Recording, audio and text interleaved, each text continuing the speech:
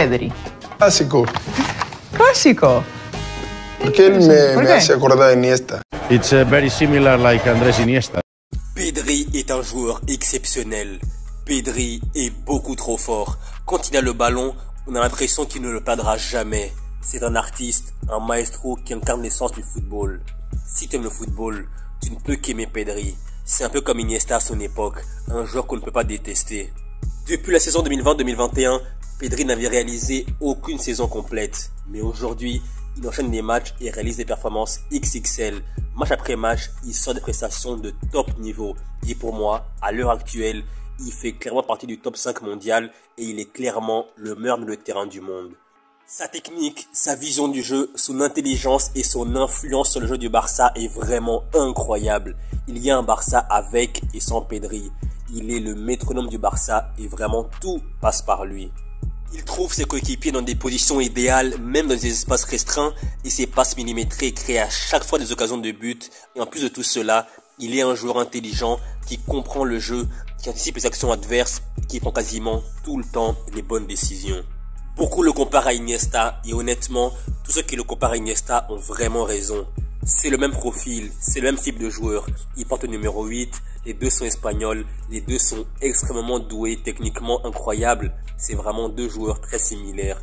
Quand on voit Iniesta de l'époque et qu'on voit Pedri aujourd'hui, c'est vraiment la copie conforme. De base, je n'aime pas les comparaisons du style oui, tel joueur c'est le nouveau tel joueur. Non, chaque joueur est unique. Mais là pour le coup, Iniesta et Pedri sont vraiment des joueurs qui se ressemblent énormément. Ils ont les mêmes qualités, les mêmes types de vitesse, les mêmes attributs physiques. C'est vraiment deux jumeaux nés à différentes époques. C'est vraiment incroyable. Et le comble, c'est quoi? C'est que les deux ont joué au Barça. Iniesta à l'époque, Pedri aujourd'hui. Et les deux sont espagnols. C'est vraiment hallucinant. La seule différence entre les deux, c'est que l'un a été formé à la Masia et l'autre à Las Palmas. En tout cas, en prenant du recul, globalement, Pedri, c'est vraiment le régène d'Iniesta dans le football moderne actuel. Et si j'insiste autant sur la comparaison entre Pedri et Iniesta, c'est parce que même au niveau statistique, les deux joueurs n'ont pas des stats de fou. En termes de buts ou passes décisives, Pedri et Iniesta, c'est pas la folie. En général, ils peuvent faire des saisons du style à 8-9 buts et 9-8 passes décisives. Voilà les stats en général d'Iniesta et Pedri. Mais leur impact dans le jeu de la Roja et du Barça, c'est vraiment la folie. Et c'est là qu'on voit une chose, c'est qu'aujourd'hui, dans le football moderne, plein de gens, la majorité en tout cas, pensent statistiques. Le joueur met 20 buts, 30 buts, c'est un grand joueur. Il fait 20 passes D, 30 passes D, c'est un phénomène. Alors que pas forcément. Oui, c'est bien de stater, c'est très très bien. Mais ça ne fait pas tout. Et là, Pedri et Iniesta, c'est deux exemples parfaits qui montrent que tu peux être le meilleur milieu de terrain de ta génération sans avoir des statistiques de fou. Pedri et Iniesta, ils ont des stats qui sont même pas extraordinaires comme je l'ai dit tout à l'heure, mais l'impact qu'ils ont dans le jeu de leur équipe, précisément du Barça de la Roja, c'est vraiment incroyable. Qui aujourd'hui peut dire qu'un milieu de terrain est meilleur que Pedri à son poste aujourd'hui? Je pense pas qu'il y en a un qui est meilleur que Pedri aujourd'hui. Pedri, il a 22 ans aujourd'hui et honnêtement, en termes de profil, ce qu'il fait, c'est vraiment hallucinant. Aucun milieu de terrain s'assoit à sa table. Littéralement, aucun milieu de terrain s'assoit à sa table. Seul Iniesta de l'époque peut être comparé à Pedri d'aujourd'hui. C'est vraiment hallucinant le niveau que Pedri a. Et je pense même qu'avec le temps, d'ici 5, 6, 7 ans, Pedri, il pourra même être meilleur qu'Iniesta. Jamais j'aurais pu croire dire un truc comme ça, mais honnêtement, avec le temps, Pedri peut être encore plus fort qu'Iniesta. Ça, c'est vraiment ce que je pense. Les goûts et les couleurs ne se discutent pas. Oui, c'est vrai. Mais honnêtement, en prenant du recul, pour moi, tous ceux qui n'aiment pas le football de Pedri, tous ceux qui sont insensibles au jeu de Pedri, sont des gens qui n'aiment pas le football. Que tu supportes le Barça ou pas, que tu supportes le Real, la Juve, City ou je ne sais quelle équipe, si tu n'aimes pas le football de Pedri, pour moi, c'est que tu n'aimes pas le football.